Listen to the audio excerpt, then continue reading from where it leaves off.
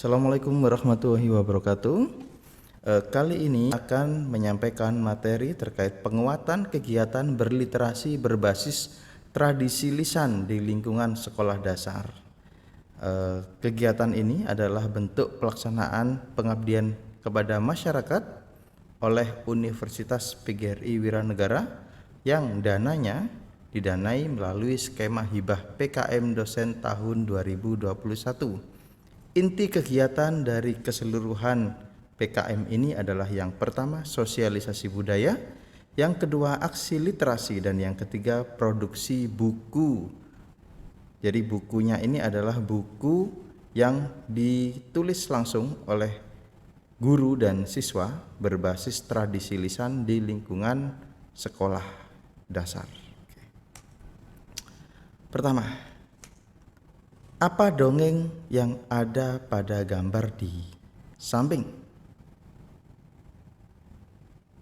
Oke, benar. Jadi dongeng ini yang ada di gambar di samping ini adalah dongeng Malin Kundang. Oke. Jadi ini gambarnya yang khas, di situ ada perahu, juga ada pakaian khas Minang yang kemudian menyimbolkan bahwa ini adalah dongeng dari daerah Minang yang khas, yakni ceritanya Malin Kundang, gitu ya. Di Malin Kundang diceritakan turun dari perahu yang besar ketika dia sudah kaya, kemudian di situ ada rumah kecil, rumah gubuk, yakni rumah dari orang tuanya Malin, yakni ibunya Malin, yang kemudian nanti di akhir cerita Malin Kundang dikutuk oleh ibunya menjadi batu.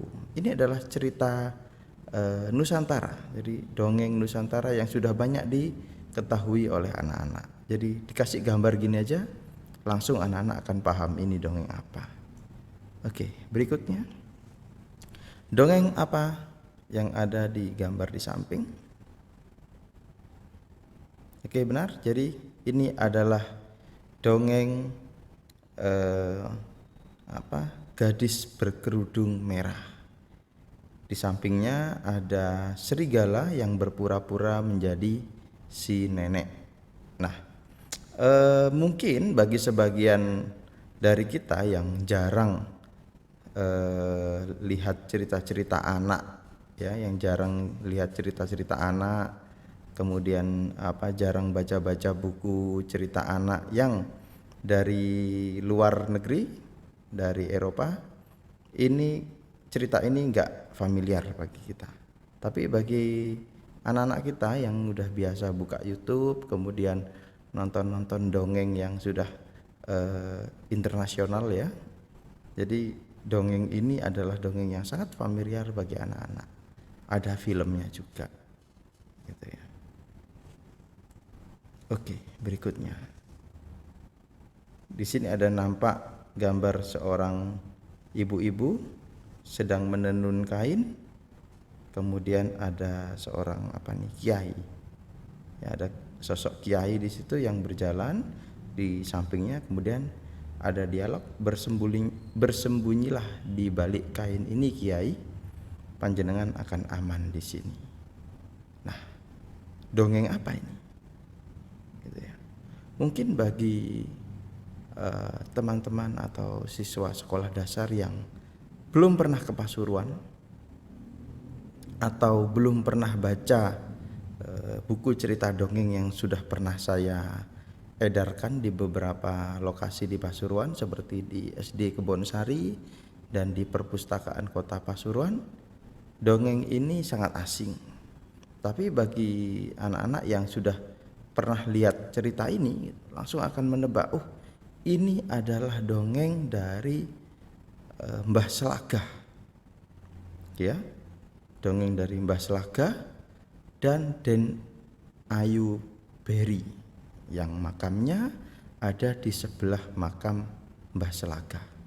Ini dongeng yang cukup terkenal di Kota Pasuruan. Juga dongeng ini saya masukkan ke dalam buku cerita bergambar yang sudah saya kembangkan sebelumnya. Nah, apa maksud saya menampilkan gambar-gambar ini? Jadi begini, ketika dongeng-dongeng ini disampaikan dalam bentuk cerita lisan, gitu ya, maka akan selesai pada ingatan memori jangka pendek. Dikarenakan apa yang kita sampaikan secara lisan itu nggak bisa dengan mudah disimpan di dalam memori, khususnya ketika yang mendengarkan adalah pendengar anak-anak. Jadi kurang punya makna, kurang punya unsur pengalaman. Jadi di dalam teori memori, gitu ya, di dalam teori memori bagaimana seseorang menyimpan memori atau ingatan. Jadi untuk memberikan ingatan yang jangka panjang, yang mendalam, itu perlu adanya pengalaman. Nah, ketika hanya mendengar saja, maka pengalamannya ya ketika mendengar itu aja.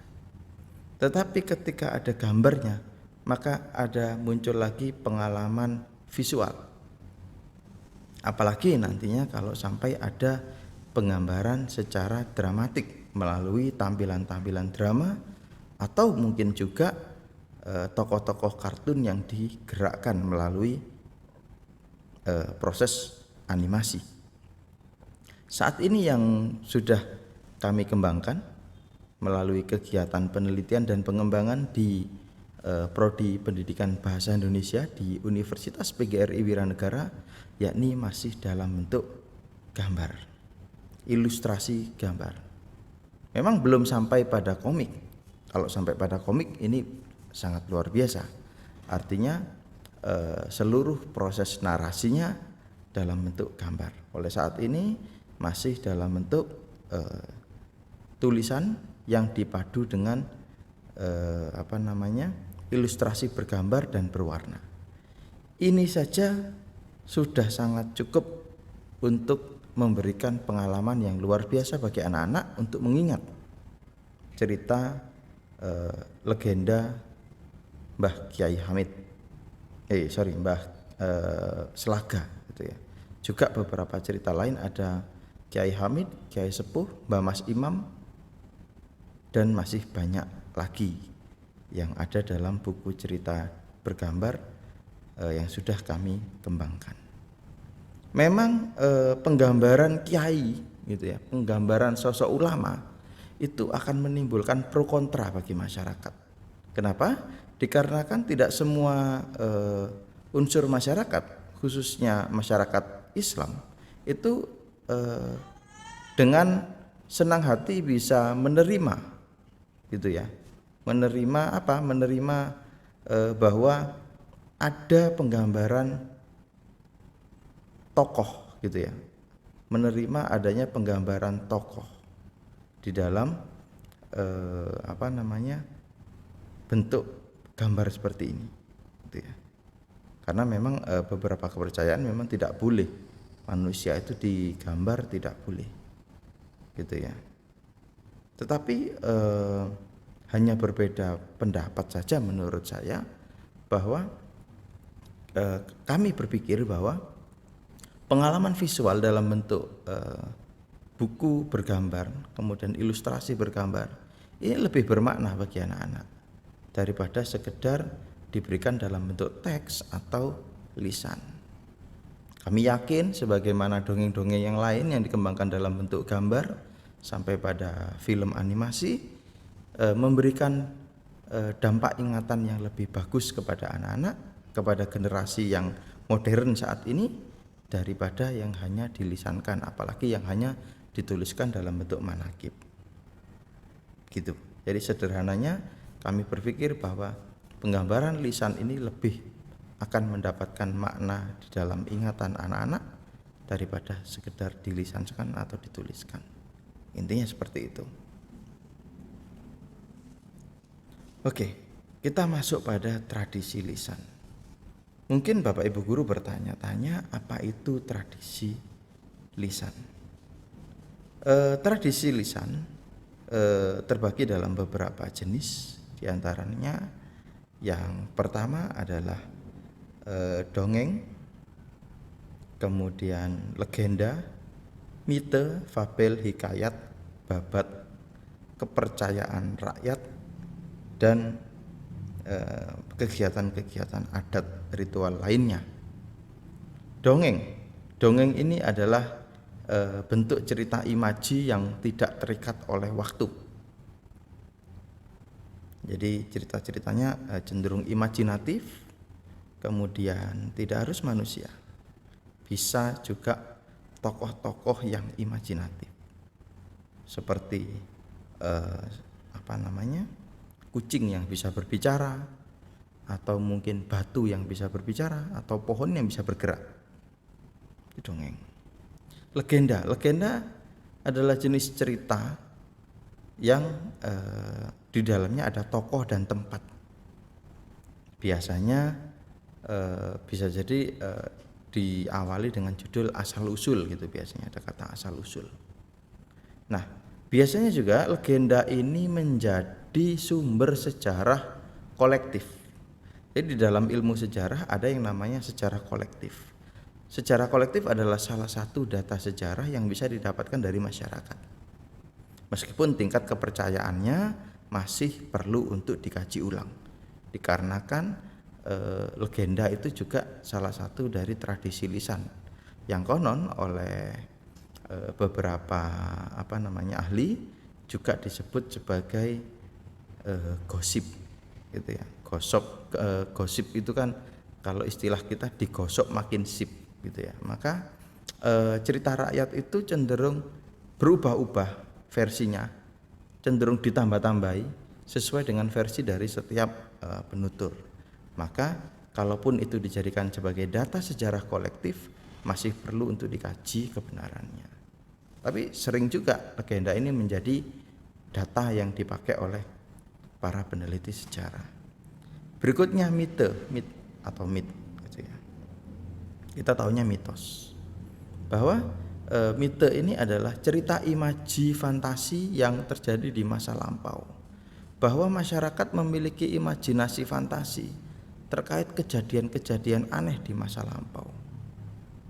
Gitu ya. Jadi misalnya adanya naga, kemudian adanya sosok makhluk astral yang dia itu sudah lama berada di situ, gitu ya, itu mite. Kemudian fabel adalah jenis cerita binatang, jadi cerita rakyat yang tokoh-tokohnya adalah binatang. Berikutnya hikayat adalah cerita Melayu, jadi jenis cerita rakyat yang berasal dari masyarakat Melayu.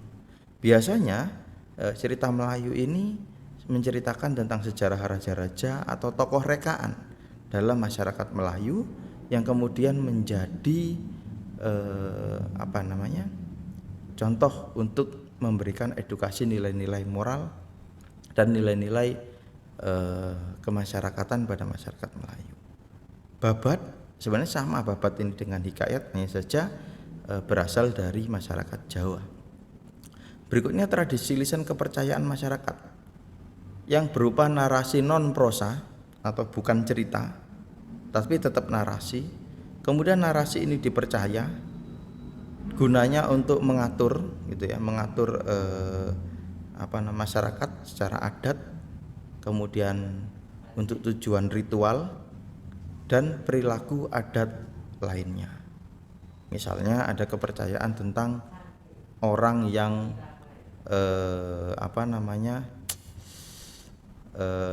duduk di tengah pintu itu tidak boleh, dikarenakan kalau duduk tengah pintu nanti jodohnya gak datang gitu ya, gak jadi datang. Atau misalnya orang yang nyapunya kurang bersih dikatakan jodohnya itu nanti brewokan. Padahal sekarang orang seneng ya cowok brewokan gitu ya, tambah nggak disapu nanti sama anak-anak itu. Gitu. Berikutnya ada juga misalnya kepercayaan rakyat yang terkait misalnya anak-anak itu suka kita takut-takuti dengan ayo makannya dihabiskan, nanti kalau makanannya tidak dihabiskan nanti ayamnya mati, padahal dia nggak ngingu ayam, nggak memelihara ayam. Ya sudah, kucing aja, kucingnya mati gitu. Sekarang diganti kucingnya mati karena orang sekarang nggak memelihara ayam tapi pelihara kucing, atau mungkin lovebird-nya yang mati Intinya ada binatang peliharaan yang mati gara-gara si anak tidak mau menghabiskan makanannya. Nah, itu bentuk kepercayaan rakyat. Gitu. Nah, demikian Bapak Ibu guru. Jadi intinya ini adalah jenis-jenis tradisi lisan. Kalau tadi saya memperkenalkan terkait bagaimana dongeng-dongeng itu menjadi dipahami, menjadi masuk di dalam ingatan siswa atau anak-anak gitu ya. Berikutnya ini adalah jenis-jenis tradisi lisan. Semoga ini menjadi pembuka pikiran kita terkait materi tentang tradisi lisan.